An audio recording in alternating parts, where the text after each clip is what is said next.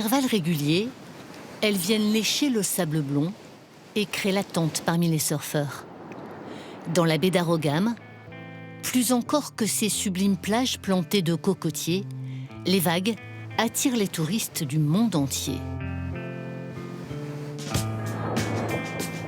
C'est génial, on ne peut que apprendre et que évoluer sur les vagues qu'il y a ici, elles sont faciles à prendre. Les vagues ici sont vraiment magiques. J'ai eu les plus longues glissades dans toutes mes expériences de surf. Ici, le plaisir dure toute l'année. En hiver sur la côte ouest, en été sur la côte est. Plus confidentielle et moins chère que Bali, la baie aurait vu naître le surf sur l'île dès les années 60, grâce aux touristes australiens. Ça fait longtemps qu'on surfe chez nous. J'ai appris en regardant les anciens, et c'est parce que nous sommes une communauté de surfeurs qu'on attire les touristes. Ils savent qu'on va pouvoir leur apprendre. Cela vaut surtout pour les hommes.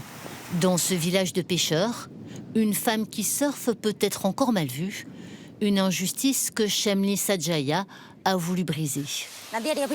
Avance un peu ton pied. Fléchis les jambes. Elle a créé le premier club féminin du pays il y a 5 ans. Pour les anciennes générations, la norme, c'est que les femmes restent à la maison. J'en ai eu marre de voir toujours le même schéma depuis l'enfance. Alors j'ai commencé le surf en 2011 et j'étais l'une des seules filles. Petit à petit, j'en ai inspiré d'autres. Allez les filles, vous êtes prêtes? On va surfer! À chaque nouvelle recrue, elle doit convaincre les familles. Elle enseigne aujourd'hui à une vingtaine de filles du village. J'aimerais devenir prof de surf et faire passer le même message. Dire aux autres filles, vous pouvez devenir des championnes et même en faire votre métier. Dans les plantations de thé du Sri Lanka, les femmes sont au contraire ultra majoritaires. Aux touristes de passage, les cueilleuses expliquent volontiers leur métier. Vous cueillez les petites feuilles, les claires, les foncées, vous les jetez. Chaque cueilleuse récolte 20 kilos par jour. Des gestes maintes fois répétés, plus techniques qu'il n'y paraît. Je ne sais même pas si je mets les feuilles dans le panier. C'est vraiment impressionnant la rapidité avec laquelle elle travaille.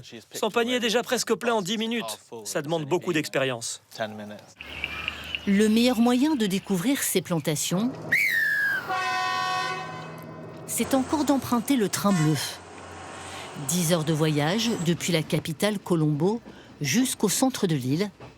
L'un des plus beaux trajets du monde. Ces rails ont été construits dans les années 1800 par les Britanniques. C'était pour faciliter le transport des feuilles de thé de l'arrière-pays vers le port de Colombo pour les exporter à l'étranger. Aujourd'hui, ce train est surtout pour les touristes sri-lankais et les étrangers. Un peu plus de 150 ans après sa mise en marche, le train bleu circule encore 6 fois par jour. Cette famille anglaise ne perd pas une miette du panorama.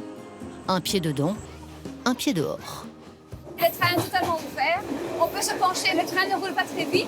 C'est super, on n'a pas ces mêmes possibilités en Europe. Les trains sont plus modernes, ça c'est certain, mais il y a moins de charme. Pour gravir le rocher de Sigiriya, au centre du pays, le train bleu n'est d'aucun secours. L'accès à son sommet et aux vestiges d'un palais vieux de 1500 ans ne peut se faire qu'au prix de quelques efforts. C'est l'accès vers le rocher, à l'époque vers le palais. On rentrait par la bouche du lion, là. Oui, normalement avec des deux Un édifice colossal dont ne restent que les pattes. On rentre dans l'antre du roi et rien que là, on en est déjà époustouflé, je pense. Franchement, je pense qu'en haut, ça va être incroyable. Let's go. Allez. Quelques 1000 marches plus haut, une vue à 360 degrés, parfaite pour surveiller les ennemis. Il faut imaginer ici un fastueux palais en briques rouges, des jardins et même une piscine. Ce qui est extraordinaire, c'est l'imaginaire dans lequel on peut se projeter, voir ce que les hommes ont été capables d'accomplir par le passé. Bien mieux préservées des outrages du temps, les fresques du 5e siècle. Somptueuses demoiselles de Sigiriya, coiffées de couronnes et parées de bijoux. On ne les quitte qu'à regret pour redescendre et gagner le lac, photographier le rocher dans toute sa majesté.